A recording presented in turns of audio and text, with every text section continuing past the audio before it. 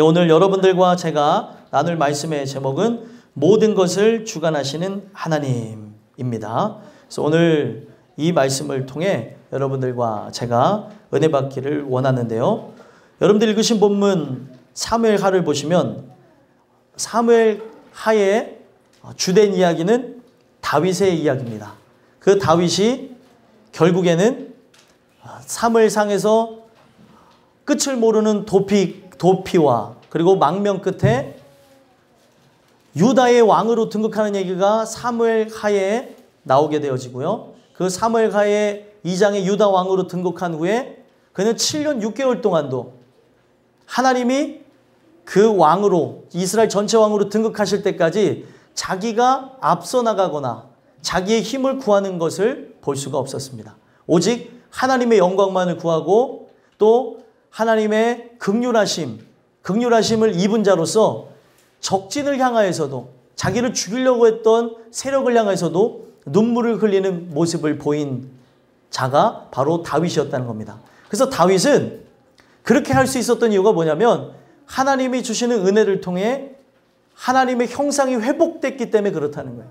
인간의 힘으로 원수를 어떻게 사랑하겠습니까? 하나님이 주신 은혜가 있어야 사랑할 수 있겠죠.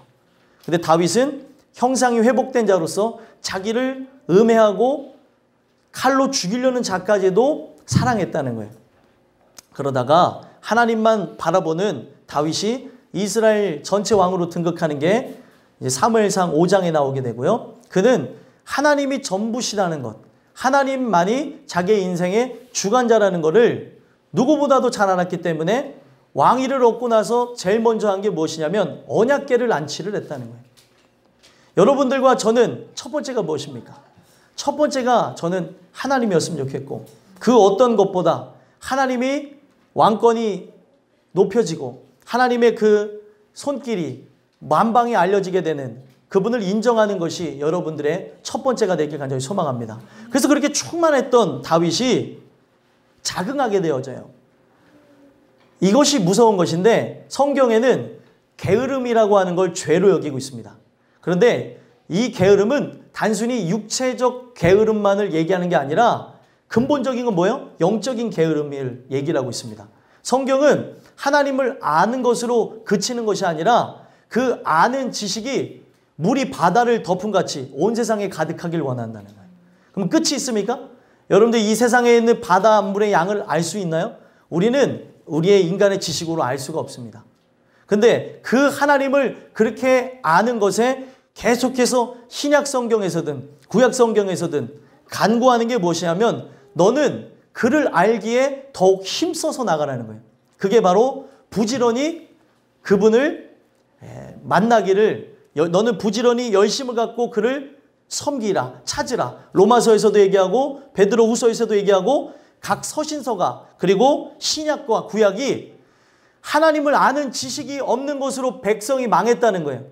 우리가 하나님을 바로 안다면 내가 걷는 길, 내가 나아가는 그 모든 삶의 방향성, 나의 걸음이 지금 빛 가운데 걸어가고 있는지 아니면은 어둠 가운데 걸어가는지를 다 볼 수 있는데 우리는 내가 하나님에 대해서 알았다고 하는 그 자만함이 다윗은요 하나님에 대해서 아는 것이 어마무시했습니다. 아주 우리 인간의 생각으로는 상상할 수 없을 정도로 하나님을 찬양했던 자고 그는 유대인으로서 날 때부터 그리고 성경에 대해서 들었고 그는 토라, 모세, 오경에 대해서 다 읊조릴 수 있었던 사람이고 광야에서도 그리고 광야에서 사자의 그 소나기에서도 또 곰의 소나기에서도 하나님만을 높이며 찬양했던 자가 다윗이었다는 거예요. 그런데 그가 하나님을 더욱 알기를 힘쓰질 않았더니 게으르고 태만한 삶으로 나갔더니 어떻게 됐어요? 밧세바를 범하는 죄악을 통해 그 인생의 중반기부터 후반기까지 계속되어지는 시련을 통해 계속되어지는 고난을 통해 주님을 바라보게 하셨다는 겁니다. 우리는 다윗의 이야기를 통해서 얻을 수 있는 게 있는데 고통이 여러분들을 만들고 계시고 있다는 거 모르셨죠? 여러분들은 고통이 있으니까 주님 앞에 나오는 것이고 시련이 있으니까 나오시는 것이고 내 삶이 형통하다면 지금 이 안에 있을지라도 나는 교회 안에 탕자일 수가 있습니다. 고통이 있으니까 주님을 바라보는 것이고 아픔이 있으니까 환난이 있으니까 주님을 찾게 하시는 것이죠. 결국에는 그가 했던 게으름과 태만까지도 하나님은 바꾸셔서 뭘로 만드셨냐면 전심으로 전력으로 모든 뜻을 다하여 하나님만을 사랑하게 하나님이 바꿔버리셨다는 겁니다. 그래서 그가 고통과 고난 속에 다윗은 하나님만을 사랑하게 되어졌고 자기가 범죄한 것이 압살롬이 자기에게 칼을 들이댔듯이 하나님 그 얼굴에 칼을 들이댔다는 것을 알게 하시면서 결국에 그는 은혜 가운데 인생의 후반기까지 갔다는 거예요. 오늘 말씀은 인생의 후반기에도 역사하는 사단을 그려내고 있습니다. 끝까지 깨어있지 않으면 안 된다는 걸 보여주는 거예요. 신앙이란 서는 게 없어요. 너가 섰는 줄 아느냐? 넘어질까 조심하라. 제가 한 가지 예로 은혜 가운데 하나님께서 살게 하시고 말씀 가운데 부족하지만 연약하지만 인도하시니까 참 기쁘다. 야, 이렇게 살아가니까 우리가 토닥토닥 싸우던 부부싸움이 잦아졌네. 야, 이게 세워지는가 보다 하고 그날 싸웠어요. 사람은 제가 뭘 말씀드리고 싶냐면 세워졌는 줄 아는 그 순간이 바로 마귀가 틈타는 순간이고 내가 참을 수 없는 순간이고 내가 남들보다 뛰어나다 신앙이 있다고 하는 그 순간부터가 교만의 연속이 되어진다는 거예요. 교만케 되어지면 어떤 역사가 일어나는지 아십니까? 하나님 말씀이 안 들려요. 나는 그것과 상관이 없다고 생각하는데 우리 모든 사람들이 지금 이 다윗이 범한 범죄처럼 하나님의 그 면전 앞에 죄로 인하여서 서 있는 모습이라는 거예요. 소망하기는 사단은요 끝까지 포기하지 않습니다. 하나님도 포기하지 않으시죠. 그 하나님의 열심이 우리를 구원하신다라고 얘기를 해요. 우리는 끊임없이 육체를 따라서 살아가고 육체를 따라서 멸망할 수밖에 없는 존재들입니다. 여러분들과 저는 하나님이 우리를 붙잡고 계시는 그 은혜가 없다면 누구든지 끝날 수밖에 없다고 말씀하시는 것이 오늘 말씀이라는 거예요. 오늘 여러분들과 저는 다윗이 벌인 그 인구조사의 범죄를 통해서 다윗을 세우시고 이스라엘을 세우시는 역사를 통해 오늘도 여러분들 삶 속에 일어나는 그 일들 하나하나를 점검해 보시면서 여러분들을 세우시고 또 여러분들과 관련된 사람들 또 교회를 세우시고 계시다는 것을 알게 되는 지혜가 있게 되기 간절히 소망합니다. 그래서 오늘 말씀을 통해 여러분들에게 세 가지 겉면의 말씀을 드리길 원하는데요.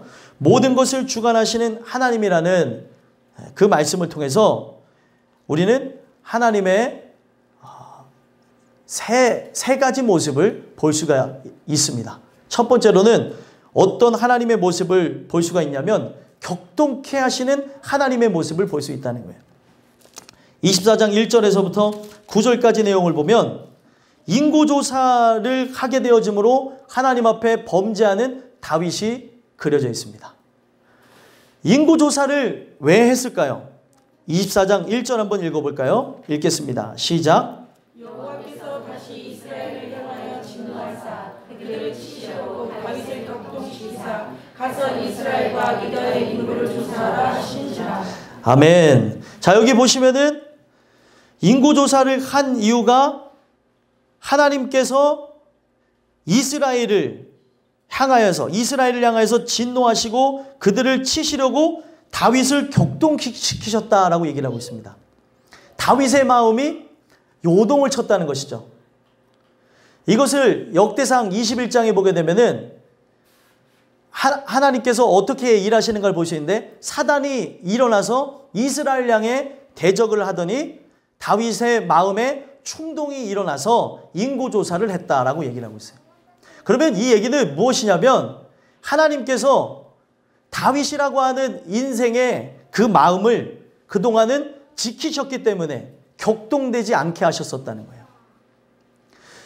죄악으로 침투해 들어오지 않도록 하나님이 보호하셨기 때문에 그가 죄로 인하여서 넘어지거나 쓰러지는 일이 없었다는 것입니다. 그러나 하나님이 어떻게 하셨어요? 그 하나님의 보호를 푸셨다는 거예요. 하나님의 보호를 풀어버리니까 바로 사단이 틈을 타서 어떻게 합니까? 다윗의 마음을 격동케 해서 인구조사를 하게 했다는 거예요.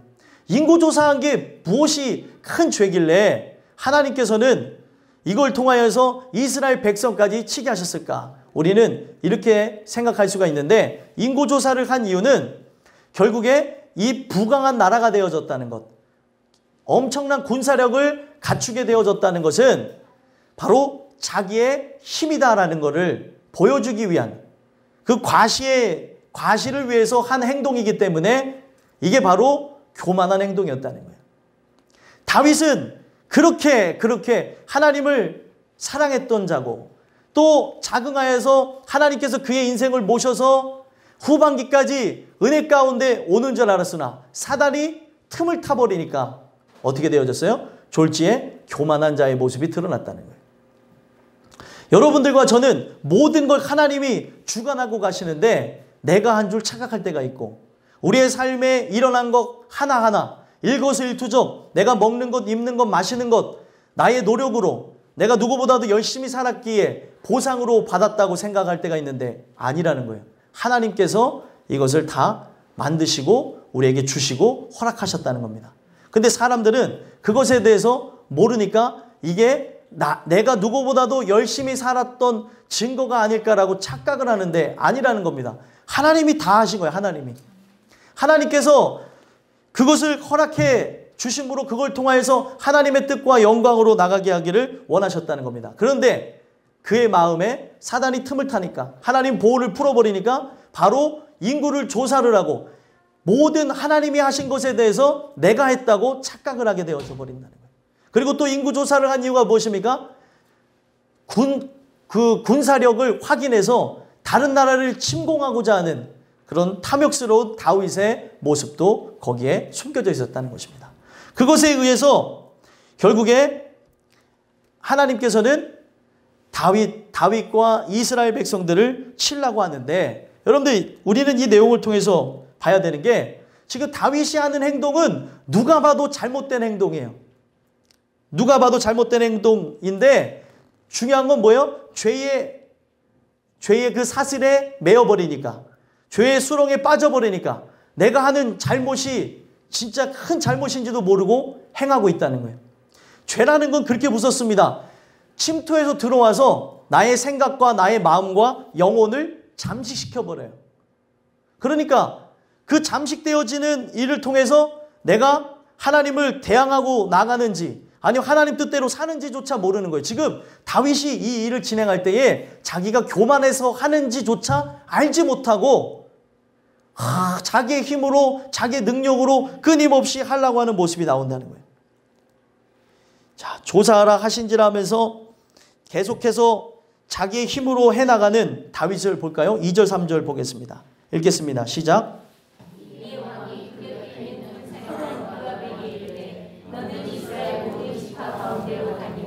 이제 단에서부터 브엘세바까지 인구를 조사하여 백성 예수를 내게 보고하라 하니, 요압이 왕께 아뢰되 이 백성이 얼마든지 왕의 하나님 여호와께서 100배나 더하게 하사 내 주 왕의 눈으로 보게 하시기를 원하나이다. 그런데 내 주 왕은 어찌하여 이런 일을 기뻐하시나이까 하되.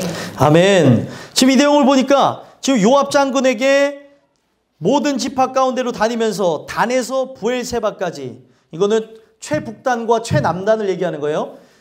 단은 최북단이고요. 브엘세바는 최남단입니다. 그러니까 이스라엘 전역을 다니면서 백성들의 수를 내게 보고하라, 이렇게 얘기를 합니다. 잘못된 거예요? 잘못된 게 아닙니까? 잘못된 거죠. 교만해서 이 일을 진행하고 있습니다. 내가 이게 교만한지도 모르고 그걸 자행하고 있는 거예요. 죄의 수렁에 빠졌다는 게 바로 그렇게 무섭고요. 죄의 사슬에 얽매였다는 것 자체가 그렇게 무섭습니다. 누가 봐도 깨달을 수 있는 걸 깨닫지 못하는 거죠. 그래서 누가 그거를 깨닫게 하는 줄 아십니까? 요압이 얘기해요. 요압은 아주 못된 사람이고 나중에 열왕기상 2장에 보게 되어지면 숙청대상 1호에 올라갔던 사람이에요. 솔로몬이 왕위를 얻었을 때에 그를 왕권 확립을 위해서 죽이라고 했던 사람이었습니다. 그렇다면 그 사람은 어떻다는 거예요? 죄악으로 살았고 자기의 욕심을 따라 살았고 탐욕을 위해 살았던 사람입니다. 근데 그 사람이 보기에도 지금 다윗이라고 한 그 위대한 왕의 모습이, 누구에게나 존경받았던 그 선왕의 모습이 어떤 모습이에요? 교만해서 날뛰는 모습이라는 거예요. 그래서 그것이 잘못되어졌으니까 얼마든지 왕의 하나님 여호와께서 100배나 더하게 하셨을 텐데 굳이 인구조사를 해야겠냐는 거예요. 그리고 내 주왕은 어찌하여 이런 일을 기뻐하시나이까? 이걸 왜 기뻐하냐는 거예요. 기뻐할 일이 아닌데, 다 하나님이 하신 일인데 왜 하나님이 하신 일에 대해서 내가 한 일인 양 기뻐하냐는 거예요. 하나님이 하신 일인데, 여러분들 우리는 하나님이 행하시는 일에 대해서 내가 그것을 가로채고 내가 한 것처럼 기뻐하며 나갈 때가 있는 모습이 있다는 것을 보여주는 거예요. 근데 여러분들 얼마나 깨닫지 못하면 진짜 믿음도 없는 사람, 결국에 숙청당할 그 사람을 통해서 다윗에게 이야기를 했냐는 것이죠.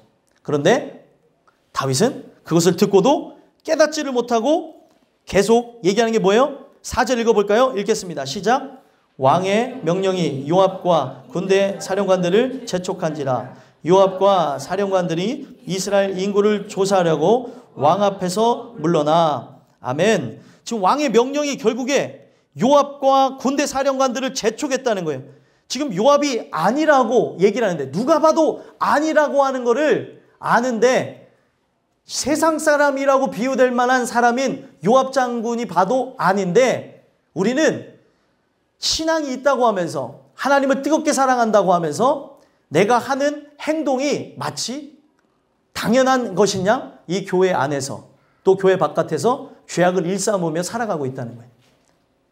하나님의 말씀이 심령 깊숙이까지 새겨지지 않으니까 그 하나님의 말씀대로 나가고자 하는 마음이 없는 거죠. 깊숙이 새겨지면 바로 너가 죄인이다, 너가 바로 죄악에 사로잡혔다, 너는 왜 교만해서 날뛰느냐, 하나님이 가르쳐주고 계시는데 굳이 이 세상에 일어나는 그 모든 일들, 그것이 내가 했는데 인고조사를 해서 그 영광을 네가 가로쳐야겠느냐, 하나님께서 말씀하고 계시는데도 우리는 깨닫지 못해서 내 마음대로 해나가고 있다는 거예요. 왜 하나님이 이런 격동케 하시는 일들을 할까요? 우리는 그 하나님의 일하심을 알지 못해서 답답할 때도 있고, 그리고 그 일하심을 알지 못해서 방황할 때도 있습니다. 결국에 사람은 어떻게 해요? 자기 안에 들어온 그 생각을 갖고 끊임없이 나가요. 다윗이 지금 이렇게 나간다는 것은 말씀과 가까이 하지 않는다는 걸 의미하는 겁니다. 우리는 스스로 섰는 줄 알 때에 말씀 앞에 비춰보지 않는다면 어느 누구나 넘어질 수 있는 존재라는 걸 보여주는 거예요. 아무리 뛰어났던 사람도 한순간에 박살날 수 있는 게 인생이라는 겁니다. 의지해야 될 대상이 하나님인데, 그 하나님의 말씀인데 왜 내 생각과 내 감정과 나의 미신적인 신앙을 의지하냐는 거예요. 이게 정말 중요한 것입니다. 이 감정이라고 하는 것, 내 의지라고 하는 것, 내가 갖고 있는 지식이라는 것, 내가 갖고 있는 경험이 하나님의 말씀과는 정반대로 갈 때가 있다는 거예요. 그런데 오늘날 우리는 끊임없이 완악함을 고집하면서 하나님 말씀이 그렇다고 하는데도 배격하고 나가고 있다는 거예요. 요압 장군이 봐도 아니라고 하는데, 그렇게 충만하다고 하는 사람이, 그렇게 신앙이 좋다고 하는 사람이 한순간에 하나님에 대해서 대항하면서 대적하는 자의 모습이 되어졌다는 거예요. 어찌된 일입니까?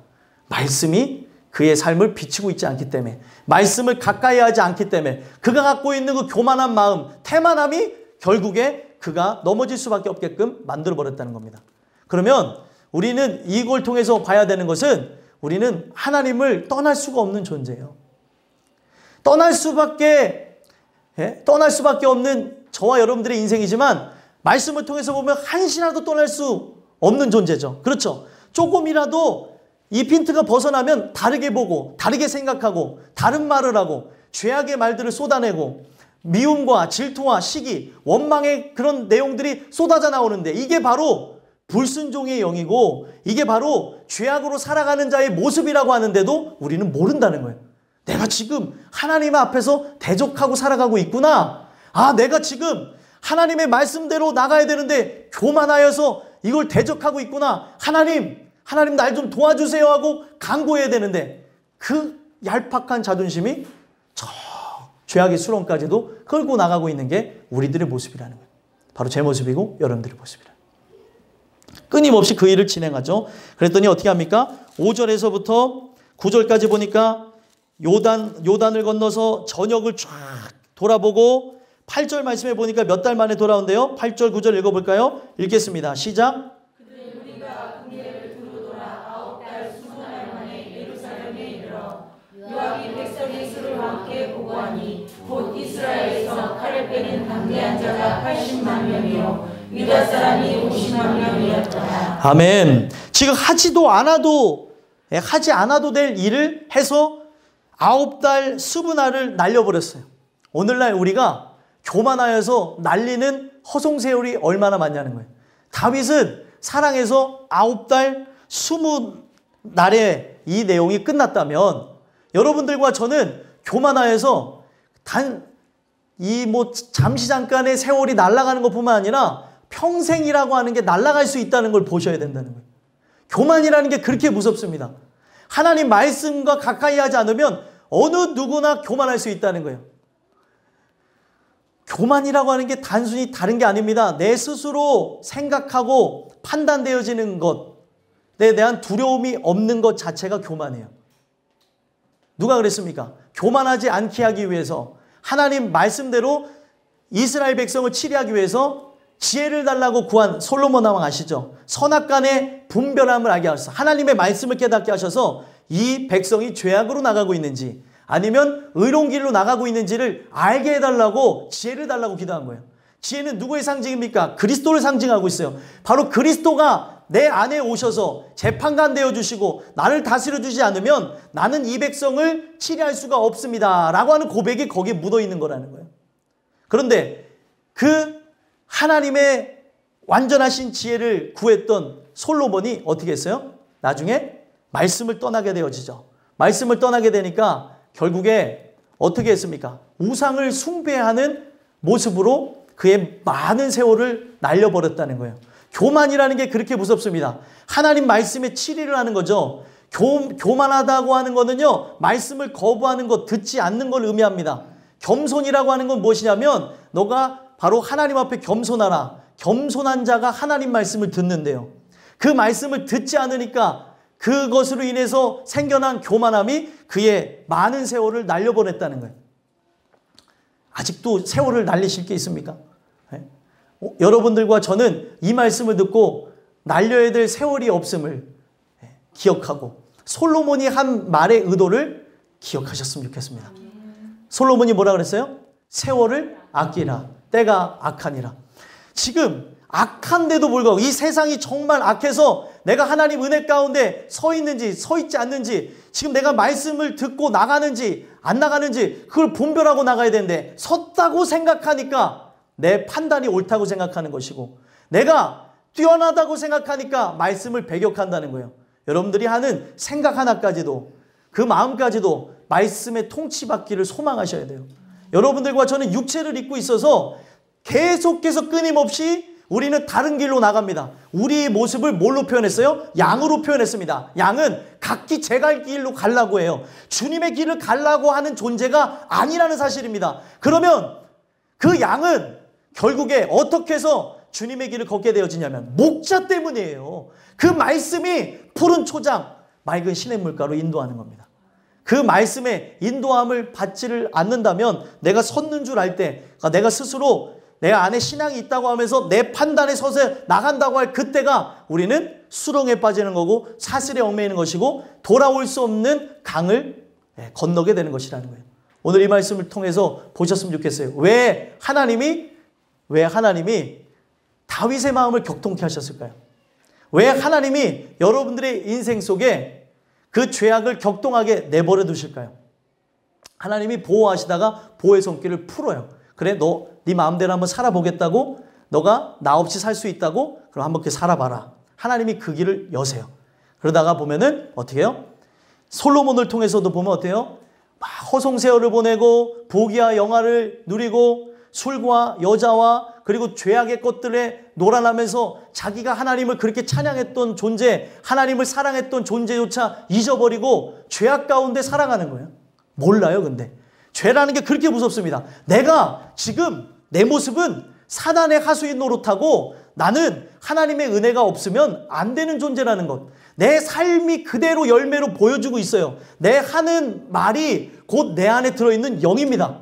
근데 내 하는 말이 불평과 불만과 원망의 소리를 내고 있어요. 어찌 이렇게 된 거냐는 거예요. 죄악이 투영에 들어왔다는 거죠. 나를 지금 올감했다는 것이죠. 그리고 내 삶에 드러난 열매가 죄악 가운데서 살아가고 있어요. 죄악과 함께 친구를 맺고 살아가고 있습니다. 내가 친구를 맺어야 되는 것은 친밀하게 그 영원한 주님과 함께 가는 것인데 세상과 함께 그렇게 나가고 있어요. 그 모습이 내가 바로 가짜로 나가는 모습이고 죄악에 얽매여졌다는 것이고 돌아오라고 보여주고 있는데도 끊임없이 완고하게 죄악의 길로 나가고 있다는 거예요.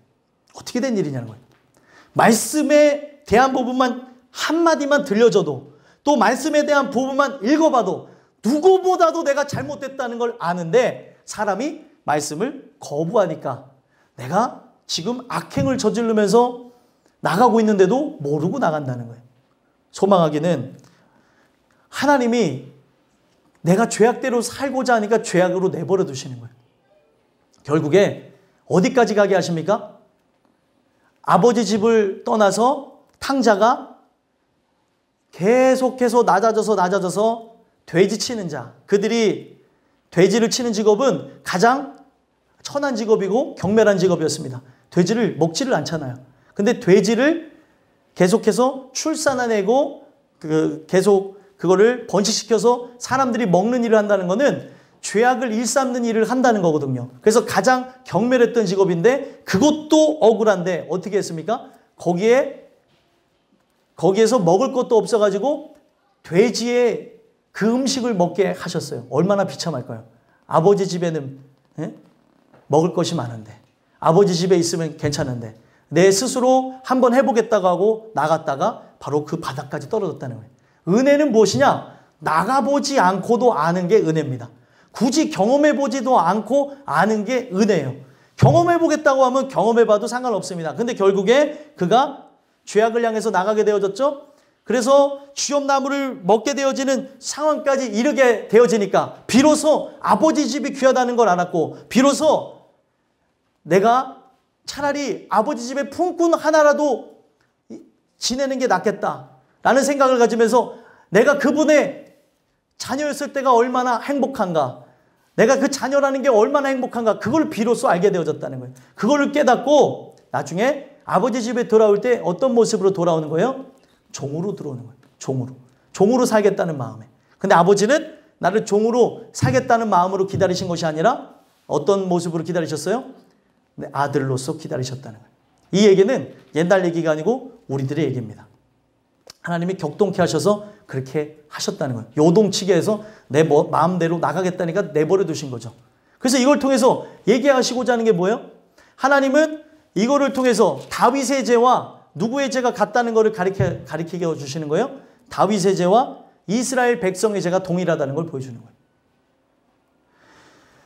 왕으로서의 백성을 치리하고 백성들이 죄악으로 나가는 것에 대해서 하지 않았던 것에도 알게 하셨고, 그리고 그가 죄인이 되어져야, 백성들도 죄인이 되어져야 하나님께 돌아와서 전심으로 주님을 찾기 때문에 하나님께서는 더러움에 내버려 두사 우리를 죄인으로 만들어 버리신다는 거예요. 왜요? 내가 죄인이 되어 주님을 찾잖아요. 우리의 삶에 고통이 찾아와야, 환난이 찾아와야 주님을 찾잖아요. 결국에 그래서 그렇게 만들어 버리셨다는 겁니다. 여러분들과 저는 이 주시는 말씀을 통해 격동케 하시는 그 하나님이 오늘도 역사하십니다. 그러면 결국에 우리의 삶에 눈으로 볼 수 있는 게 뭐예요? 눈으로 볼 수 있는 게 내 삶이고 또 다른 사람들의 삶이고 또 오늘날 계속 뉴스에서 비춰주는 삶들이잖아요. 거기 보면은 대통령의 그런 모습을 통해서 뭘 얘기하는 줄 아십니까? 대통령의 잘못만으로 해서 이것이 된 것이 아니라 우리 모든 사람들이 국정농단, 들어야 될 하나님의 소리를 듣지 아니하고 하나님의 그 말씀에 의해서 우리가 치리받지 아니하고 다른 소리를 들었다는 걸 보여주는 거예요.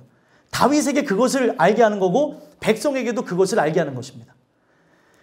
왕의 죄라고만 이것을 알게 하면 안 됐기 때문에 백성들에게 어떤 재앙이 나타나고 했을 때에 그것이 왕의 죄로 인하여서 그런 것이 아니라는 걸 알게 하고 또 백성들의 죄로만 인해서 일어난 것이 아니라는 걸 알게 하기 위해서 하나님께서는 지금 다윗이라고 하는 왕을 통해서 이 일을 보내주셨다는 거예요. 그렇다면은 여러분들과 제가 봐야 되는 건 무엇이냐면 나의 죄 때문에 내가 격동케 되어지는 것 때문에 고통받는 내 자녀가 있을 수 있고 내가 격동되어진 것 때문에 고통받는 내 부모와 또 내 사랑하는 이들의 모습을 볼 수가 있다는 거예요.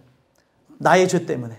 물론 그들의 죄와 나의 죄가 동일하다는 걸 알게 하시는 거예요. 하나님이 이렇게 얘기하시는 것은 다른 차원에서 하는 것이 아니라는 겁니다. 여러분들과 저는 이 주시는 말씀을 통해 하나님이 왜 이런 일을 진행하실까 알게 되는 그런 지혜가 있었으면 좋겠습니다. 그리고 두 번째로는 모든 것을 주관하시는 하나님을 통해 우리에게 어떤 말씀을 주시느냐, 재앙을 일으키시는 하나님에 대해서 보여주신다는 겁니다. 10절에서부터 14절까지 보게 되어지면 10절에서부터 15절까지 내용을 보게 되면 다윗이 일시적인 회개를 하죠. 한시적인 회개. 자기가 지금 하나님의 말씀을 거역한 것으로 인해서 이런 일이 일어났다고 하면서 회개하는 장면이 10절에 나온다는 거예요. 우리는 이 내용을 통해서 봐야 되는 게 이 마음이 진짜인가 가짜인가를 하나님께서는 확인하신다는 거예요. 나의 모든 마음이 100%가 하나님의 영광을 위해서 살아가고 있는지 모든 걸 보신다는 거죠. 하나님께서는 재앙이라고 하는 걸 통해서 두 모습으로 갈리게 합니다. 어떤 이에게는 심판이 되어지고 어떤 이에게는 징계가 되어진다는 거예요. 다윗의 죄로 인한 줄 알았는데 하나님께서 이 일을 진행하신 것은 다윗의 죄로 인한 뿐만이 아니라 그 당시에 심판받아야 되는 백성이 있어서 이 일을 그냥 진행하셨다는 거예요. 근데 그때에 이것에 대해서 인고조사를 한 것이 잘못되어졌다는 걸 깨달았던 다윗이 하는 태도가 어떻습니까? 10절 읽어보겠습니다. 읽겠습니다. 시작. 다윗이 백성을 조사한 후에 그의 마음에 자책하고 다윗이 여호와께 아뢰되 내가 이 일을 행함으로 큰 죄를 범하였나이다. 여호와여 이제 간구하오나니 주의 죄를 사하여 주옵소서. 내가 심히 유별하게 행하였나이다. 아멘. 이 다윗은 영적으로 민감한 자였어요. 내 삶 속에 펼쳐지는 이 모든 일들 자체가 자신의 죄 때문이라는 것을 바로 알게 되어졌죠. 그래서 하나님 앞에 전심으로 회개하는 듯한 모습을 보입니다.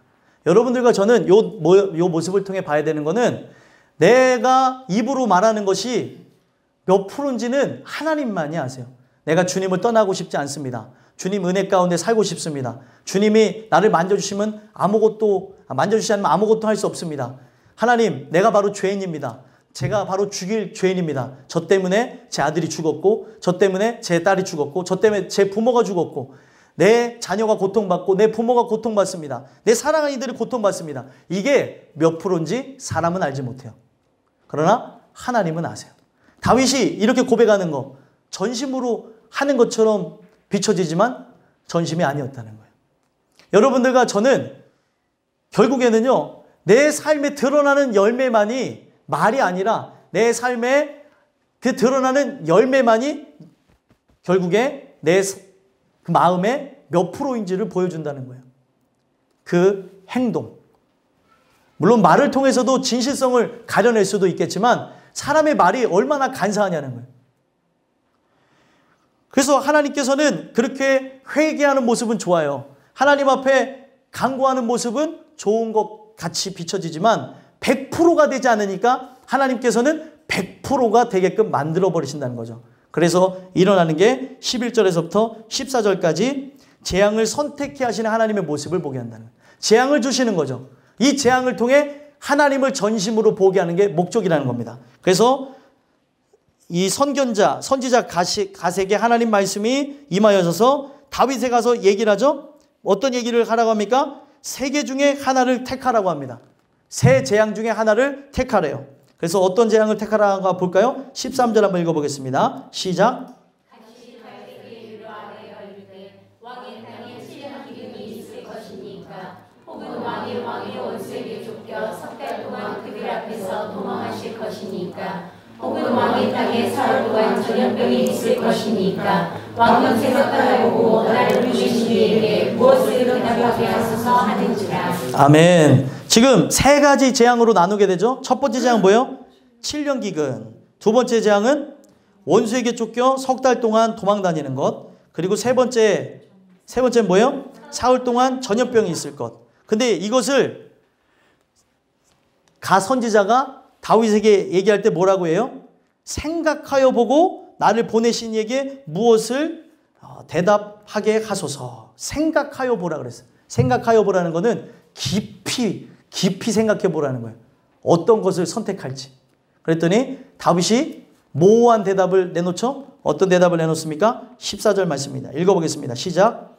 다윗이 가족에 이르되 내가 고통 중에 있도다. 청하건대 여호와께서는 긍휼이 크시니 우리가 여호와의 손에 빠지고 내가 사람의 손에 빠지지 아니하기를 원하노라 하는지라. 아멘.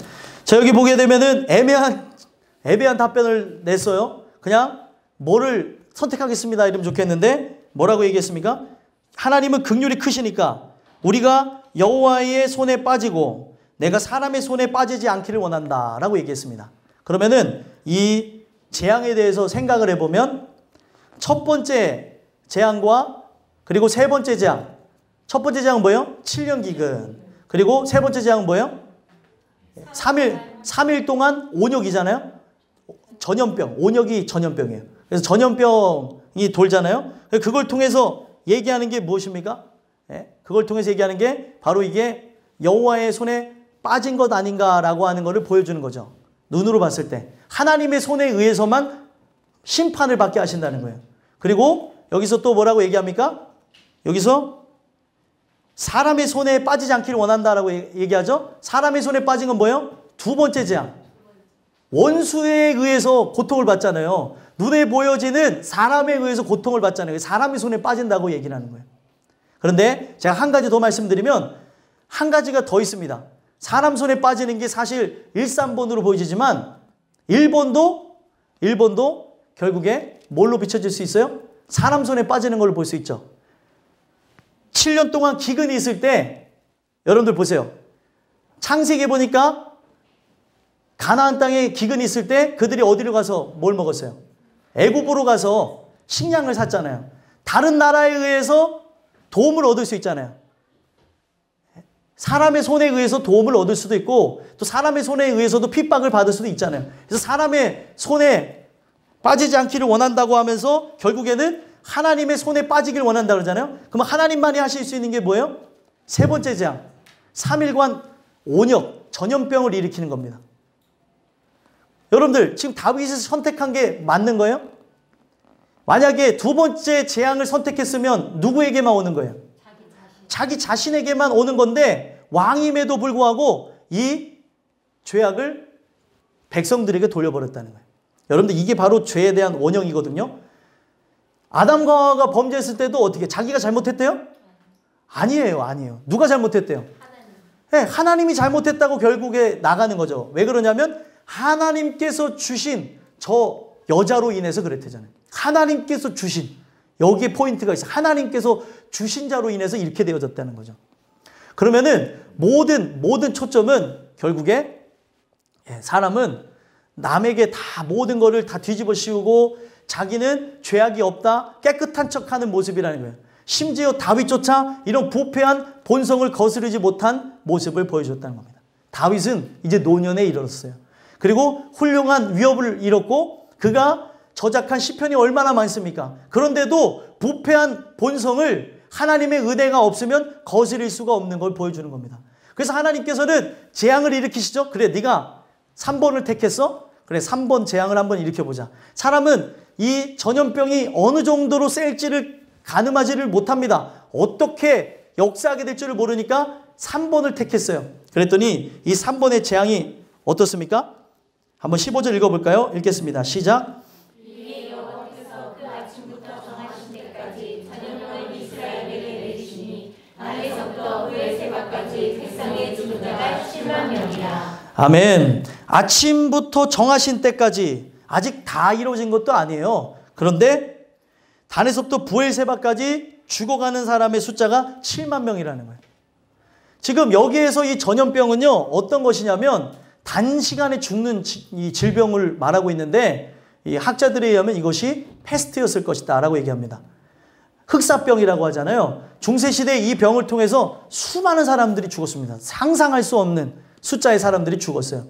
어떻게 해서 감염이 되냐면 패스트균에 감염되어진 그 쥐가, 그 쥐에 의해서 어떻게 이게 사람에게 옮겨져요? 쥐에 붙어있는 쥐벼룩이 사람을 물어요. 그러면은 그 쥐벼룩 안에 패스트균이 들어갔겠죠? 피를 빨면서 패스트균이 사람에게 투여되는 거예요. 약물 투여하듯이, 주사를 맞듯이 투여하게 되면서 어떻게 되는 거예요? 내 온몸에 패스트균이 퍼지는 겁니다. 그러면 24시간 안에 호흡곤란을 일으키면서 죽어요. 근데 이게 왜 패스트로 인해서 죽었다는 거 어떻게 아냐? 몸에 부종이 드러납니다. 림프관의 이상을 통해서 부글부글 끓어오는 모습을 보고, 아, 이게 패스트를 통해서 죽었구나, 흑사병을 통해서 죽었구나라는 걸 알게 된다는 거예요. 여러분들, 이거는요, 예전부터 과학기술이 어느 정도 발달하기 전까지는 생각했던 게 뭐냐면, 이거는 하나님이 주신 질병이라고 생각하고 두려웠었다는 거예요. 이 전염병이 한번 돌기 시작하면 사람들이 살지를 못하고 바로 죽어버려요. 하루를 넘기지 못하고 죽는 모습을 보여줬다는 거예요. 그러니까 순식간에 7만 명이 죽어나가는 걸 보면서 다윗이 깨닫게 되는 게 무엇이에요? 야, 이게 내 죄로 인해서 이런 일들이 일어나는구나. 아, 내가 하나님 앞에 온전하게 회개를 하지 않아서 그렇구나라는 그 모든 것들을 깨닫게 하신다는 거예요. 여러분들, 우리는요, 바로 이런 모습이 끊임없이 나옵니다. 어떤 모습이요? 내가 바로 다른 사람에게 죄를 전가하고, 우리 가정의 문제도 너 때문이야. 그리고 내 삶의 문제도 너 때문이야. 그리고 직장의 문제도 너 때문이야. 내가 이렇게 된 것도 너 때문이야.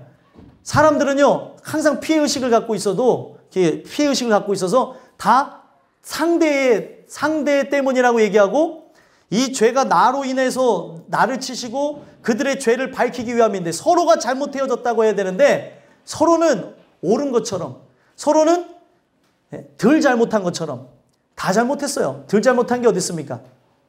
다 잘못했는데 그런 모습으로 나간다는 거예요. 그래서 하나님께서는 이 재앙을 통해서 끊임없이 여러분들과 저를 돌리신다는 거죠. 이 재앙을 통하여서 죽게 되어진 7만 명의 사람이 있습니다. 이 사람들은 어떻게 된 연고냐는 거죠. 7만 명의 사람이 죽었어요. 여러분들과 저는 7만 명의 사람이 죽어나가는 걸 내 눈앞에서 볼 때 어떤 생각이 들 것 같아요? 멀쩡하던 사람이 갑자기 호흡곤란에 의해서 한 사람 한 사람 내 앞에서 쓰러져 죽어져 나가요. 어떤 생각이 들겠습니까? 두려움이 생겨나가는 거예요. 혹시 이 전염병을 볼 때 그들이 딱 생각했던 게 뭐예요? 전염병은 하나님 주신 질병이라고 생각했는데, 저 전염병을 통해서 생각하는 게 뭘까요? 나도 죄악을 범한 건 없을까? 나도 진짜 하나님 앞에 득죄한 것은 없나? 하면서 두려움이 임하게 하셨다는 겁니다. 여러분들과 저는 이 내용을 통해서 봐야 되는 게, 하나님께서는요, 재앙이라는 것을 모든 사람들에게 일으키세요. 온 세계 사람들에게 일으키시는데, 어떤 자에게는 이 재앙이 무엇이 되어져요? 심판이 되어지기도 하지만, 어떤 자에게는 징계가 되어진다는 겁니다. 여러분들이 재앙하면은 성경에서 가장 유명한 재앙이 뭐예요? 10대 재앙이죠. 출애굽기에 나와져 있는 10대 재앙을 통해서 보게 되어지면, 이 10대 재앙이 애굽 사람들에게는 심판이었으나 이스라엘 사람들에게는 뭐예요? 징계요 구원이었다는 거예요. 구원 역사였다는 거예요. 여러분들, 그거는 거기서 끝난 게 아닙니다. 그게 이 애굽 사람들이 죽어나가는 걸 통하여서 대대로 유월절을 지키며 그들에게 모형이 되어진 거예요. 너희들이 마음에 할례를 받지 않으면, 죄 씻음을 받지 않게 되어지면 너희들은 결국에 곡소리 나는 날이 올 것이다. 다 죽게 될 것이라는 거예요. 장자 죽음을 통하여서 그것을 모든 인생들에게 얘기하신 거예요. 그래서 우리는 그 재앙을 접할 때, 어떤 사람들은 회개할 기회를 얻지 못하고 심판으로 끝을 맺게 되어지는데, 사랑하는 이들에게는 기회를 주신다는 거예요. 돌아올 기회를, 생각을 바꿀 기회를, 마음을 바꿀 기회를, 하나님의 뜻 가운데 전심전력으로 나갈 수 있는 기회를 허락하신다는 겁니다. 이게 바로 징계예요, 징계. 아, 내가 이렇게 이기적이었구나. 내가 죄악 가운데 살았구나. 하나님께서는 7만 명이 죽어나간 사건을 통해 남아있는 백성들에게도 두려움을 줬지만 누구에게도 두려움을 줬어요? 다윗에게도. 다윗이 왜 두려움을 가졌습니까? 내가 가졌던 이기적인 생각, 나 혼자 살겠다고 했던 이 생각이 백성들을 죽이지 않았나라고 하는 그런 자책감에 빠지겠다는 겁니다. 아, 내가 진짜 죄인이구나. 나 때문에 저런 사람들이 죽게 되어지는 거구나. 결국에는요, 이 재앙은요, 하나님이 일으키시는 목적이 여러분들과 저에게 고통을 주기 위함이 아니라 전적으로 하나님을 바라보기 위함이라는 거예요. 내 죄 때문입니다. 내가 하나님께 득죄한 죄인입니다. 제가 하나님 앞에 100% 잘못했습니다. 그거를 인정을 하게 하기 위해서 하나님께서 이 재앙을 일으키고 계신다는 거예요. 재앙이 좋을 일이 있겠습니까? 고통스럽고 아프고 뼈가 잘라져 나가는 것 같고 몸에 붙어있는 것이 절단되어져 나가는 것 같고 그 모든 부분에서 그렇다는 거예요. 우리는 이 내용을 통해서 봐야 되는 게 하나님께서는 이런 말씀을 통해서 돌아오라고 얘기를 했어요. 돌아오라. 그래서 돌아오지를 않으니까 어떻게 했습니까? 에스라서를 보게 되니까 이방인의 통혼개혁, 너의 몸에 죄처럼 붙어있는 다른 민족을 절단해내라는 거예요. 잘라버리라는 거예요. 그래서 이방인의 통혼개혁을 통해서 그들을 보내버립니다. 그런데 내 몸에 붙어 있었어요. 원래는 하나님이 정하신 짝과 붙어 있어야 되는데 이방 민족과 결혼했다는 것은 죄와 한 몸을 이뤘다는 거예요. 근데 죄와 한 몸을 이뤘던 자가 자라날 때에도 어떤 마음이 들어요? 고통과 연민과 괴로움이 찾아온다는 거예요. 그럼에도 잘라버리라는 거예요. 그런데도 오늘날 우리 많은 사람들은 그것을 알지 못하고 그대로 나갔다는 거예요. 하나님께서 우리에게 이 일을 진행하시면서 나를 사랑하셔서 돌아오라고 이 일을 진행하셨는데 우리는 그것에 대해서 참뜻을 알지 못하고 또 처음에는 돌아오는 것 같다가 느슨한 마음으로 모든 것을 다 버리고 나가는 모습들이다. 하나님께서는 다윗이 하나님을 향하여서 전심으로 회개하지를 않으니까 이것이 다 너의 죄로 인함이라는 걸 알게 하기 위해서 그 주변에 있는 재앙들을 일으키셨다는 거예요. 여러분들 재앙이라는 게 어떻게 찾아와요? 재앙이라는 게 점점 넓은 범위에서 좁은 범위로 좁혀오는 거예요. 재앙은 그렇습니다. 그래서 내 주변에 있는 사람들과 사건과 사고와 또 갖가지 문제와 어려움을 통해서부터 결국에는 나라는 사람이까지 와요. 멀게는 내 사랑하는 이들, 가깝게는 나. 그래서 내 문제라는 걸 빨리 깨달을수록 여러분들과 저의 삶 속에는 이 재앙을 면하게 하시는 하나님의 진짜 은혜를 하나님께서 나를 얼마나 사랑하셔서 이거를 진행하는가를 알게 되게 된다는 것입니다. 소망하기는 여러분들과 저희가 그런 은혜를 깨닫게 되길 간절히 소망합니다. 그래서 마지막 세 번째를 보시면 모든 것을 주관하시는 하나님이라는 그 말씀을 통해 회개케 하시는 하나님의 모습을 본다는 거예요. 다윗이 오만했었고 다윗이 회개한다고 했으나 100%가 아니었던 것을 통해 그의 마음이 100%가 되게 하십니다. 읽어볼까요? 16절 17절 한번 읽어보겠습니다. 시작.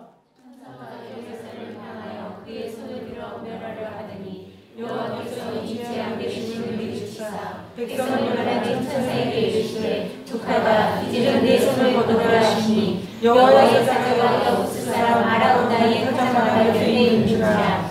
다윗이 백성을 치는 천사를 보고 곧 여호와께 아뢰어 이르되 나는 범죄하였고 아무 행하였노라. 이 양무리는 무엇을 행하였나이까. 청하건대 주의 손으로 나와 내 아버지의 집을 주소서 하니라. 아멘. 자, 여기 보게 되면 지금 천사가 예루살렘을 향하여 그의 손을 들어 멸하려고 한다는 장면이 나와요. 단에서 브엘세바까지 7만 명이 죽어나갔습니다. 그리고 아직 예루살렘에게는 이 재앙이 일어나지 않았던 상황이에요. 전염병이 3일 동안 지속된다고 했지만 아직 3일 동안 지속되지 않았는데도 7만 명의 사람이 죽어져 있는 상황이라는 겁니다. 근데 그런 상황 가운데 예루살렘에 이제 전염병이 임하게 되는 그 장면을 다윗이 보게 하시는 거예요. 다윗이 보게 되어지는 겁니다. 결국에는 어떤 생각이 들까요? 이 예루살렘에는 자기도 살고 있고 예루살렘에는 자기 자녀도 살고 있고 여기에 자기가 사랑하는 많은 백성들이 살고 있어요. 물론 다른 백성들도 살아가고 있었지만 자기와 직접적으로 연관되어진 백성들이 살고 있는 장소가 예루살렘이었습니다. 근데 그 예루살렘을 향해서 멸하라는 것을 보니까 이 어떻게 되어지는 모습이 있어요? 이 멸하라고 하는 그 모습을 보고 하나님께서 뉘우치셨다고 하는 장면을 볼 수 있는데, 이 하나님은 우리와 같이 마음이 오락가락하시는 분이 아니라 뉘우치셨다는 것은 긍휼 가운데, 하나님은 재앙을 일으키시는 목적이 우리가 회개하고 돌아오는 데 목적을 두고 있다는 거예요. 회개하고 돌아온다면 모든 재앙은 그 자리에서 끝나게 된다는 거예요. 그래서 뉘우치셨다는 것은 그들을 긍휼히 여기시고 불쌍히 여기시는 그런 마음이 있어서 다윗과 그리고 백성들에게 회개할 기회를 주시는 겁니다. 그래서 여기에 보시니까 여호와의 사자가 여부스 사람 아라우나 타작 마당 곁에 서 있는 걸 보게 되는 거예요. 천사가 이렇게 칼로 치려고 하는 그 모습. 그랬더니 그 모습을 보고 이제 깨닫는 게 뭐예요? 이 땅에 아주 밀접적으로 나와 관련된 사람들이 재앙 가운데 들어가게 되는 걸 보게 되는 다윗의 고백이 무엇입니까? 나는 범죄하였고, 17절 뭐라고 얘기했어요? 나는 범죄하였고 악을 행하였거니와 이 양무리는 무엇을 행하였나이까? 청하건대 주의 손으로 나와 내 아버지 집을 치소서 하니라. 결국엔 뭐예요? 내가 바로 죄인입니다. 나와 내 집을 치셔야 되는데 왜 저들에게 이런 일을 행하냐는 것이죠. 하나님이 이거는 어떤 것을 얘기하시는 거냐면, 다윗, 제가 아까도 계속 말씀을 드리듯이 다윗을 깨부수시고 백성들을 깨부수시는 거예요. 그들이 죄악을 범하지 않았는데 다윗이 죄를 범해서 죽는 게 아니라 똑같은 죄를 범하고 있다는 것을 보게 하시는 겁니다. 그런데 하나님은 모든 사람들에게 뭐를 알게 하길 원하세요? 바로 이 모든 재앙이 누구 때문에 인하였다는 걸 알게 하시는 거예요. 나 때문에. 왕인 나 때문에, 백성인 나 때문에 전염병이 일었다는 것을 알게 하시기 위해 이 일을 진행하셨다는 겁니다. 그래서 다윗이 이제 그거를 깨닫고 나와 내 아버지의 집을 치소서, 내가 바로 죄인 중에 괴수입니다, 내가 바로 죽을 자입니다, 이런 고백을 하게 되어진 거예요. 여러분들과 저는 주시는 은혜 가운데 이런 역사가 있었으면 좋겠습니다. 내가 바로 죄인이라는 거, 나의 죄로 인하여서 이 모든 일들이 일어나고 있다는 것을 알게 되는 역사가 있었으면 좋겠습니다. 그래서 다윗이 이제 그거를 깨닫게 된 것이고, 보시면 이제 아라우나 타작마당에서 제단을 쌓으소서라고 하는 갓 선지자의 말을 듣고 이제 어떻게 합니까? 바로 순종해서 그 아라우나 타작마당의 주인인, 역대상에는 오르난이라고도 얘기하고 있거든요. 바로 그에게 가서 이 땅을 사는 장면을 볼 수가 있죠. 한번 볼까요? 20절, 21절 읽어보겠습니다. 시작. 아라우나가 바라보다가 왕과 그의 부하들이 자기를 향하여 건너옴을 보고 나가서 왕 앞에서 얼굴을 땅에 대고 조사하며 이르되 어찌하여 내 주 왕께서 종에게 임하시나이까 하니, 다윗이 이르되 내게서 타작마당을 사서 여호와께 제단을 쌓아 백성에게 내리는 재앙을 그치게 하려 함이라 하는지라. 아멘.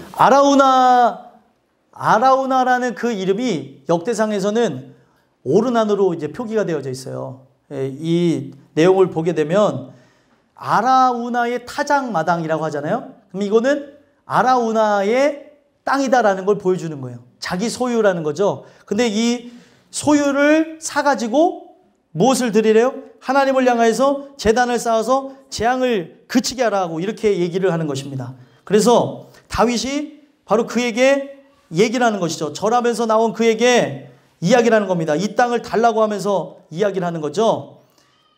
그랬더니 22절 한번 읽어볼까요? 22절, 23절 읽겠습니다. 시작. 아라우나가 다윗에게 이르되 원하건대 내 주 왕은 좋게 여기시는 대로 취하여 드리소서. 번제에 대하여는 소가 있고 떼나무에 대하여는 마당지라는 도구와 소의 멍에가 있나이다.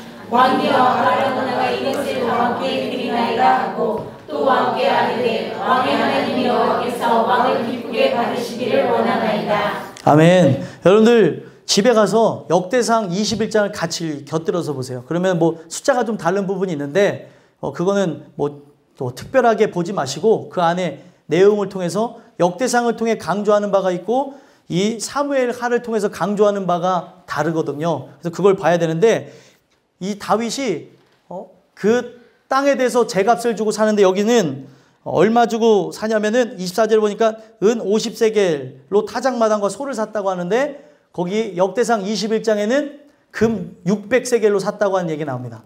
그거는 무엇을 의미하는 거냐면 타작마당 전체를 샀다는 것을 의미하는 거고 여기서 은 50세겔을 샀다는 거는 그 소와 그 소의 그 도구들을 샀다는 것을 의미하는 거예요. 그러면은 지금 다윗이 팔라고 하는 것, 다윗이 팔라고 하는 게 무엇입니까? 지금 우리 모든 사람들이 죽게 생겼다는 거예요. 모든 사람들이 하나님 앞에 나와서 회개해야 되는데 이 재단 누가 세울 것이냐 했을 때 하나님이 아라우나라는 사람하고 연결을 시켜줬어요.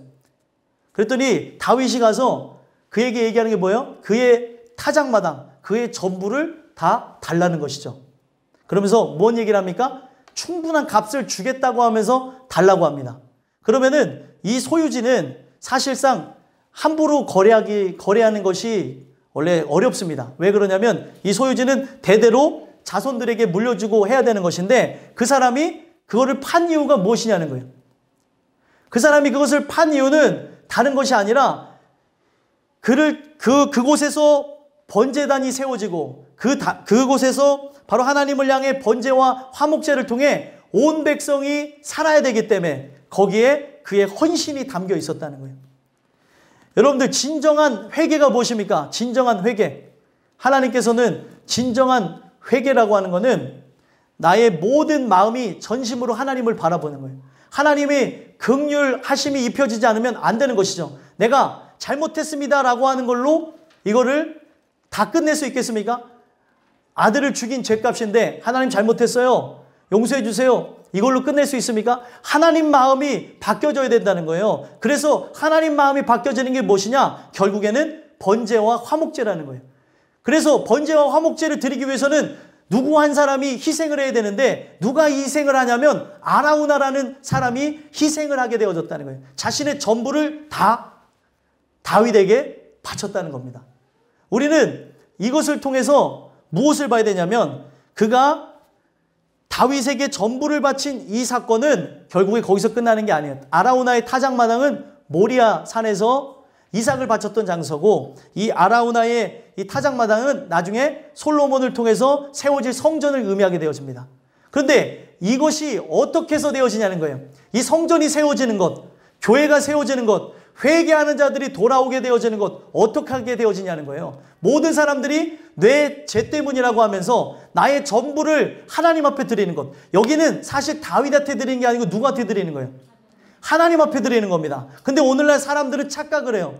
내가 무언가를 드린다고 한다면 내 삶을 드리든 아니면 내가 물질을 드리든 내가 헌신을 하나님 앞에 드리든 나는 사람한테 바친다고 생각할 때가 있는데 아니라는 거죠. 다윗한테 드리는 것으로 비춰졌지만 다윗이 받은 게 아니고 누가 받으신 거예요? 하나님이 받으신 거라는 거예요. 그러면 이 아라우나라고 하는 사람은 왜 자기의 전부를 다윗에게 줬냐는 거예요. 자기가 바로 죄인이라는 거예요. 자기가 죄인. 나도 그 7만 명 가운데 들어가서 죽었어야 되는데 자기는 살았다는 거예요. 나도 이 죄 문제가 해결됐는지 알 수가 없으니까 하나님의 마음을 돌리시는 것, 하나님의 마음이 돌이키는 것 외에는 방도가 없다는 거예요. 우리는 알지 못하여서 누군가 하나님의 부름을 받고 또 누군가 하나님이 징계하셨을 때 누구에 대해서는 말을 잘합니다. 하지만 그 징계가 나에게 진행될 때 하나님 앞에 무릎 꿇는 사람들은 많이 없어요. 하나님이 이래서 나의 모든 것을 취해가시는구나. 하나님께서 내 모든 삶이 하나님이 되게 하시고자 어떤 환경 속에서도 예배하고 어떤 환경 속에서도 찬양케 하기 위해서 이 일을 진행하시는구나. 그거를 알게 하기 위해서 그 일을 진행하시는데 우리는 그것을 알지 못하고 나갈 때가 있다는 거예요. 결국에 이 아라우나가 그거를 깨달은 거예요. 나도 죄인이라는 거죠.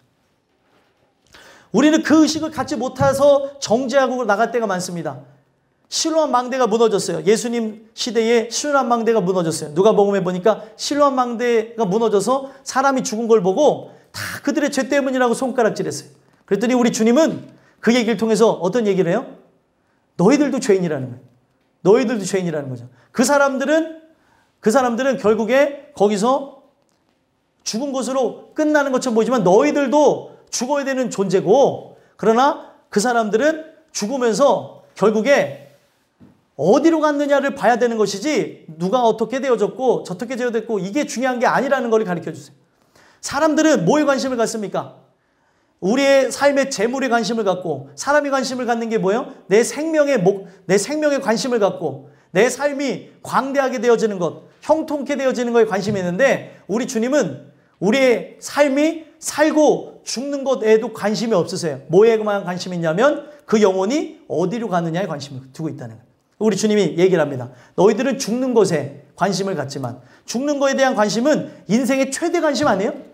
여러분들의 최대 관심이 어디입니까? 죽는 거예요. 죽는 거. 먹고 마시는 것에도 있지만 최대 관심은 죽는 거에 관심을 두고 다 사람들이 살아가서 먹고 마시고 내 생명을 보호하려고 하잖아요.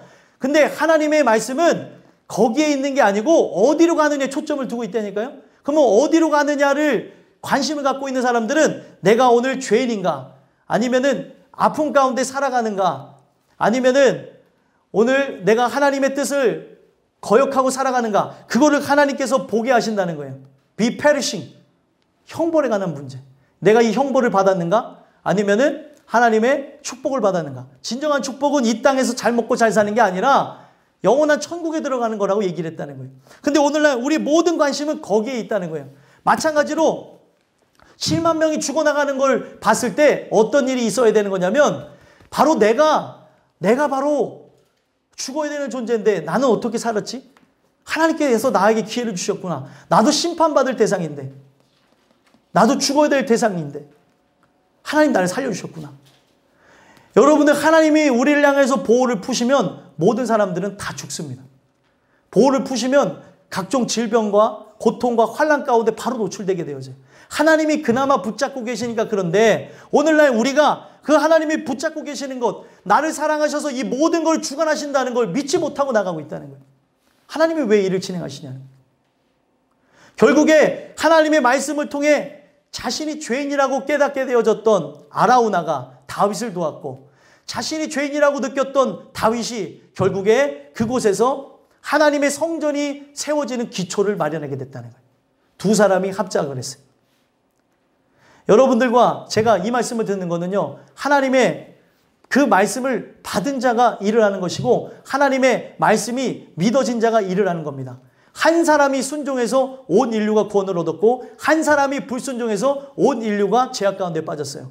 그리고 바로 이 다윗이 예수 그리스도를 예표하는 자로서 자신이 하나님 앞에 회개하고 나가는 것, 하나님 앞에 중보하고 나가는 이 기도의 역사를 통해서 온 인류를 향하여서 오늘도 중보하시고 온 인류를 위해서 십자가에 달려 죽으시는 그 처절한 하나님을 향한 그 사랑 고백, 십자가에 죽으신 역사를 통해 모든 사람을 향한 하나님의 사랑이, 모든 사람을 권하고자 하는 중보 기도가 하나님의 응답으로서 이루어졌다는 거예요.